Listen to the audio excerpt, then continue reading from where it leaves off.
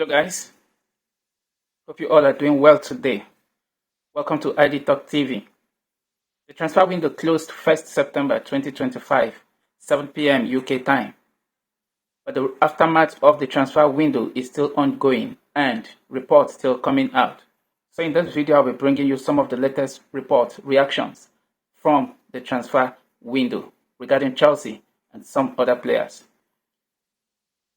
Prior to the close of the transfer window, a week precisely, Chelsea rolled out some list of players that needed to leave the club, either on a permanent deal or on loan. And on the list, Chelsea listed Raheem Sterling, Christopher Nkunku, Nicholas Jackson, Axel Disasi, Kenny Chukwuemeka, Leslie Ugochukwu, and Ben Chilwell, and a potential loan move for Tyreek George and Aaron Anselmino. Now, on that list, Chelsea loaned Nicholas Jackson on a deadline day to FC Bayern Munich, and Christopher Nkunku moved to AC Milan on a permanent deal. Ben Chilwell secured a deadline day move to RCS Strasbourg in French League 1. Kenny Chukwuemeka moved to Borussia Dortmund on a permanent deal. Aaron Anselmino also joined Borussia Dortmund on loan. Notable players that were supposed to leave but couldn't make it on the deadline day: Tyreek George, the deal collapsed, and also David Datro Fofana, deal collapsed to Charlton Athletics. And one player that no club actually came for and is actually on a high wage in the Chelsea payroll is none other than Raheem Sterling, who is earning a weekly wage of about £325,000 and currently is out of favor, is an outcast in the Chelsea, and no club actually came for Raheem Sterling. Let's take a look at the report by Athletics. Check this out. Despite being for sale all summer, no offers came in on deadline day for Raheem Sterling. No offer actually came in for Raheem Sterling. And what that means, Raheem Sterling stays. Raheem Sterling stays and he remains a Chelsea player. He still has a contract tied down with Chelsea. So we'll hope to see if Raheem Sterling will be moving in January or next summer. But as it stands, Raheem Sterling stays. Okay, one other player also that did not make the move, despite having offers from several clubs in the English Premier League and also outside the Premier League, was Axel Disasi. Check the report from Will Fox. Axel Disasi had loan bid from 3 Premier League clubs but did not want to go to any of them. That report is coming from the Athletics. Nobody knows the reason why Axel Disasi decided not to move on loan to any of those clubs. Bournemouth came knocking. Axel Disasi turned down the offer. West Ham also indicated interest, and also a club from League 1, talking about Monaco, on the deadline they actually indicated interest. But there is good news. A club in Saudi Arabia is seeking to sign Axel Disasi. Check this report from Will Flux. Exclusive. Saudi club Neom FC have made another attempt to sign Axel Disasi now that European windows have closed. He is not keen, and €20 million bid looks too low for Chelsea, but both could yet get desperate. So Neom FC, a club in the Saudi Pro League, has indicated interest to sign Axel Disasi. But so far, the offer on grant for Axel Disasi is €20 million, but the offer looks too low.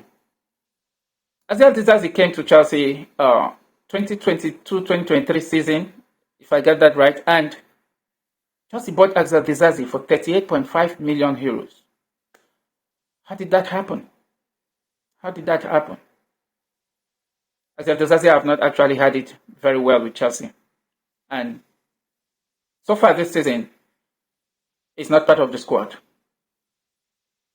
He has been excluded from the squad. And Axel Disasi currently is in Chelsea with a weekly wage of £40,000. So we'll see how this will play out if he would make that move to Saudi Pro League. And the report went on to say late moves to Monaco, West Ham, Bournemouth did not work out. Neom open to take advantage. And that's just the reality. Currently, the transfer window with the top European leagues is actually shut down, is closed. And so far, the only league that still have their transfer open and can sign players even from the big league is the Turkish Super League. Currently, the Turkish Super League is still open, and the transfer of players in and out of Turkey will close by September 12th. So I think Alexander Disasi should look around that axis if he doesn't want to make a move to the Saudi Pro League. But as it stands, only Neom FC from the Saudi Pro League have indicated interest to sign Alexander Disasi. So we'll see if he will actually take that offer seriously. But as it stands, the report says nothing desperate between Alexander Disasi and Neom FC. Okay, let's switch and still look at the reactions that comes in. Yesterday in my previous video, I talked about Tariq George, how unhappy he was when the deal didn't go through to Fulham, how the deal collapsed, and the reaction is still trailing in concerning Tariq George. Check this out from Fabrizio Romano. Tariq George was upset after what happened yesterday because for him, it was a chance to go and play. Deal collapsed as documents weren't signed in time. George will move in January if no other opportunities. Fofana to Charlton also collapsed with documents not signed in time. And that was actually the challenges Tariq George actually faced. Everything was agreed between Fulham and Chelsea.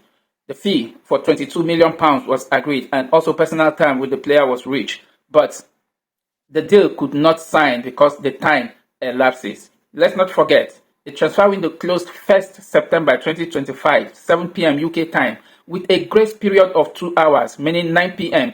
UK time. Everything should be closed. If the contract was not signed, that means the deal collapsed. And that was the situation Tariq George actually faced. Also with Datro Fofana heading on loan to Charlton Athletics, the deal collapsed due to time, and both players stays in Chelsea. Okay, let's move on. When Chelsea was going back and forth with the deal of Nicholas Jackson, Chelsea Football Club as an institution have actually put in some decisions and options in place that should actually take care of that situation. After our match on Saturday, when it was confirmed that Liam Delap had sustained an hamstring injury, Chelsea made attempts to call Nicholas Jackson loan move off from Bayern Munich, and Nicholas Jackson being on his right, because personally, it's my own opinion, I won't blame Nicholas Jackson because Chelsea already excluded him from the squad. And talking about Enzo Maresca, excluded Nicholas Jackson from the squad, and indeed actually told him he should look for another club. Nicholas Jackson have actually acted professionally as a player. He did not make any trouble. Now, in the case of Nicholas Jackson, he did not put in any request that he wants to leave the club. So it was Chelsea that told Nicholas Jackson that he can leave. And at the tail end of it, talking about the deadline day in the transfer window, Nicholas Jackson secured a move to FC Bayern Munich. And that move was later called off. But Chelsea actually put some options in place. Calling off that move was not the first option for Chelsea. Neither was it the second. It was rather the third options. And here are the options that were available for Chelsea. Take a look at this from Nizakin Seller. Chelsea's plan A was to sign Hader, talking about Conor Hader. Plan B was Marc Guehi, and plan C was sticking with Jackson. Hader turned down Chelsea for Leipzig, where he had a bigger squad role on offer. That was the situation when Liam Delap sustained that hamstring injury. Chelsea immediately switched into the transfer market to see if they can hijack the deal of Conor Hader. But at that point, Conor Hader has already agreed deal with RB Leipzig, and he has made RB Leipzig a choice, his choice destination, and Chelsea pull out of that deal. The second option Chelsea had was to call back Marc Guehi, who have already left Chelsea on loan to Sunderland, and that actually succeeded. So Marc Guehi returned back to Chelsea, and for the second time, FC Bayern Munich resumed talk with Chelsea over Nicholas Jackson, because Nicholas Jackson already was unhappy with the situation and decided he will not want to return back to Chelsea. And he even said in one of the reports that he don't want to play for Chelsea Football Club again. And that was how the situations happened. And Chelsea went on to agree further deal with addition of elements. The initial deal Chelsea agreed with Bayern Munich was just a loan move of £12.5 million with options to buy, and that didn't actually go down well with a lot of Chelsea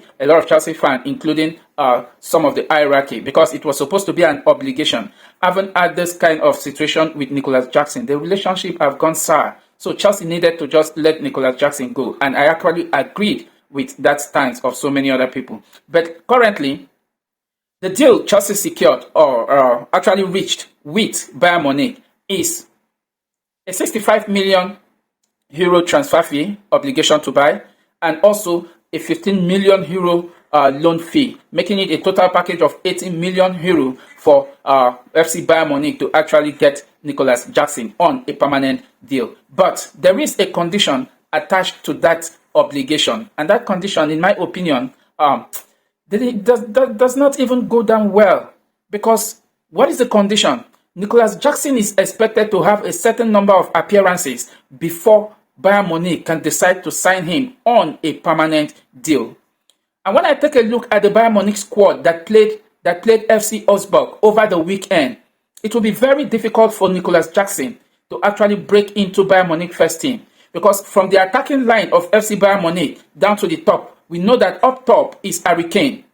Definitely, Nicholas Jackson can't bench Harry Kane. The left side is Luis Diaz, that was signed from Liverpool. The central attacking role of FC Bayern Munich is Serge Gnabry, and the right wing is Michael Olise. Of these four players that forms the attack line for FC Bayern Munich, I don't see Nicholas Jackson breaking in. Invariably, it simply means that Nicholas Jackson is a depth player and will only come into games if Harry Kane is injured or if Harry Kane is substituted out of the game. So we'll see how that will play out in the future, whether FC Bayern Munich will definitely keep Nicholas Jackson on a permanent deal. But I hope to see that happen, because the current relationship between Nicholas Jackson and Chelsea has gone sour, and I don't see him returning back to Chelsea and still have that good time with the football fans. So we'll see how that plays out in the future. Now let's head over to Old Trafford. One player who have actually left Manchester United to Spanish La Liga and is actually trying to regret his time at Manchester United. Talking about Anthony. Let's check the report from Goal Site. A heartfelt moment as Anthony makes his official comeback to Real Betis. Last season, Anthony was on loan with Real Betis after he left Manchester United. He joined Real Betis on loan, and the guy he actually got the rhythm of himself. Anthony had good time, and he actually helped Real Betis to make it to the Conference League final, which they actually faced Chelsea. It was unfortunate it was Chelsea they met, and Chelsea defeated Real Betis in the Conference League final by 4-1. But in general, Anthony had a good time, a good loan spell with RB Leipzig, and has officially returned to RB Leipzig on a permanent deal. The report went on to say, Anthony, what happened in Manchester, only I know how difficult it was. I am sorry. Training separately, but that's part of life. I knew this moment would come. It's in the past. Invariably, he's actually regretting his time with Manchester United. This was a young lad that was bought from Ajax. Manchester United bought Anthony, I think roughly about €70 million, if I can remember that. He came blazing hot, but things never really worked out well for him at Manchester United, as he fell out of favour even with the managers and with the fans, until he was loaned out last season to Real Betis. And currently, he has joined Real Betis on a permanent deal, and is actually trying to narrate his situations at Manchester United. But in all, he said it was in the past and he has to move on. Okay, let's switch over to Selhurst Park, talking about the home of Crystal Palace. One player is actually spitting fire that he will actually force his way out of the club, having did not make his deal through to Liverpool. We're talking about none other than Marc Guehi. Check this report that is coming from Goal Site. Breaking: Marc Guehi is set to turn down new Crystal Palace contract and intends to depart as a free agent next summer. Woo! Crystal Palace will definitely be losing out on this one, because fully well they knew that Marc Guehi have only 1 year left in his contract, and since they didn't cash out that €35 million or €40 million thereabout from Liverpool, I don't actually see them selling Marc Guehi to any club again, as the player have actually threatened that he's going to leave on a free. But in all of this, it is within Marc Guehi's right, because Crystal Palace and Liverpool actually reached an agreement. The deal was agreed. Liverpool gave Crystal Palace the go-ahead for Marc Guehi to have his medical there in London. Marc Guehi had his medical, but Crystal Palace refused to sanction the move, as the proposed replacement they hoped to actually sign, talking about Igor, did not actually go through. The deal collapsed, and Crystal Palace also did not sanction the move of Marc Guehi to Liverpool. And Marc Guehi now have come out to say he is not going to sign any new contract at Crystal Palace, and he will prefer to leave the club on a free. And that will be a big favor for Liverpool, because by January, his contract will only be remaining 6 months, and I don't think any club will want to buy any player that has 6 months contract left on his deal. Rather, they will rather wait for the January transfer window to pass and the season end, so that they can get him on a free. And that will be a big favor Marc Guehi, or Crystal Palace rather, will be doing for Liverpool. Getting Marc Guehi on a free will definitely be a big plus for Liverpool. So that is the situation concerning Marc Guehi at Liverpool. So the transfer window has come and gone. A lot of things are happening. Managers are beginning to take shapes and begin to reposition the squad and to see how things will go. And a look at the happenings at Chelsea after the transfer window is what this report have to say. Take a look at what Squawka Sport have to say about Chelsea. Chelsea brought in 10 new players during the transfer window, but 13 Premier League sides had a bigger net spend than the Blues this summer. Can Enzo Maresca add even more silverware to his collection this season? Ooh, interesting. That's a huge question that Squawka Sport has actually posed to Chelsea. Chelsea brought in 10 new players, but despite bringing 10 new players into the team, about 13 Premier League clubs had bigger spending than Chelsea. The players Chelsea actually brought in, I think so many of us know the player. Chelsea brought in Joao Pedro, Liam Delap, Jimmy Gittins, Estava William, Dario Sugo, Facunda Bonetto from Brighton. Lots of them. There were up to 10 that Chelsea actually brought in. And the big question is, can Enzo Maresca go on to add a silverware to what he actually did last season? And here's the answer to this question from Johnson's Sport. Take a look at the report. There is optimism. Chelsea are in a better position to challenge for the title for longer and end up closer to the top this season. Chelsea feels their squad is better than the one that finished fourth last season. 100% I agree with this report. 100%. The way Chelsea have positioned the squad is not for this season, but Chelsea will go a long way competing in all fronts. Definitely. Because the report said that Chelsea is in a better position to challenge for title for longer and end up closer to the top this season. And that is exactly what I am also saying. If we look at the crop of players we have this season, there is far upgrade and improvement in the squad compared to what we have last season when we finished fourth on the EPL log standing and qualified for the Champions League. So I see Chelsea going all out this season, putting in every arsenal in place to ensure that even if Chelsea can't get the title this season, I believe Chelsea will not finish below top 3. That is my own prediction, and that I see coming. I wouldn't want to take away the fact that the defending champion is Liverpool, and Liverpool also have made some good addition to their squad. In fact, reports have it that Liverpool are the highest spender this transfer window.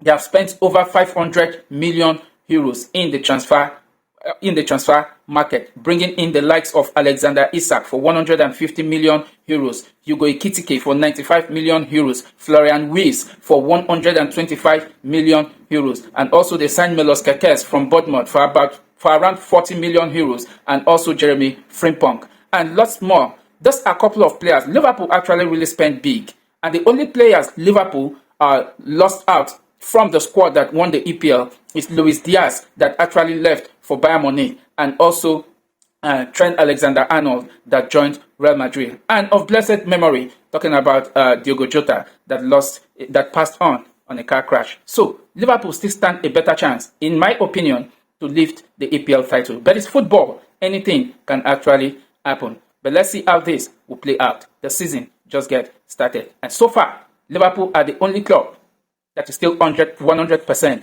unbeaten in the league. Having played 3 matches, won all 3. No any other team again played 3 and won all 3 except Liverpool. So we'll see how that plays out in the coming days. Okay, let's take a look at this report that is coming in from Chelsea Football Club. I mean, in my opinion, I see this report as a positive remark and confidence a manager can impose on a player. Check this out. Enzo Maresca on Chalobah. Since he came back in January, he's doing very well. The reason why we achieved what we achieved last season is also because of Trev. In the final against PSG in the Club World Cup, he was top and he is doing very well, and we are happy with him. Absolutely. I think this report coming from Enzo Maresca, personally, I would tag it as a vote of confidence to Trevor Chalobah. We all know the situation that surrounds Trevor Chalobah. Last season or 2 seasons ago, Trevor Chalobah was excluded from Chelsea's squad. In fact, he was even asked to be training with the Team B, not until Chelsea sanctioned a loan for Trevor Chalobah to join Crystal Palace. On Crystal Palace, I think we have a defender that actually got injured. I can't remember his name. And Chelsea went back on Trevor Chalobah, called back the loan from Crystal Palace. And Trevor Chalobah came in, and ever since then, he has been very professional. And today, he has earned his place in Chelsea's starting lineup. Kudos to Trevor Chalobah. Calm-hearted player, confident on the ball. And this is a vote of confidence from the manager to Trevor Chalobah. Big ups to Trevor. Hope to see you do big things more for Chelsea this season and in the coming season. Okay, we'll end the video on this note. The transfer market has ended, and reports have it that Chelsea is the biggest earner from the transfer market. Check this out from Goal Site. Biggest earner of the summer 2025 transfer window. Chelsea earned £291 million, Bournemouth £202 million, Bayer Leverkusen £196 million, Liverpool £187 million, and Newcastle United £149 million. So these are the 5 top earners in the summer of 2025. And the net profit Chelsea actually realized in the sales of players is around £17.7 million. Chelsea actually make good and efficient use of this transfer window.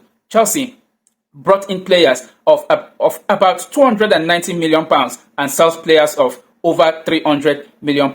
Chelsea had a very good transfer window this season, and big ups to everyone behind the scenes that makes all of this happen for the football club. And currently, Chelsea is positioned in such a way that even the squad, there is depth in the squad, and Chelsea Football Club is ready and raring to go for the 2025-2026 EPL season. So, what do you make of all the letters from Chelsea Football Club and from the post-transfer window? Drop your comment down below. And also, from the transfer signing in the Premier League, who do you think will be the winner of the Premier League title?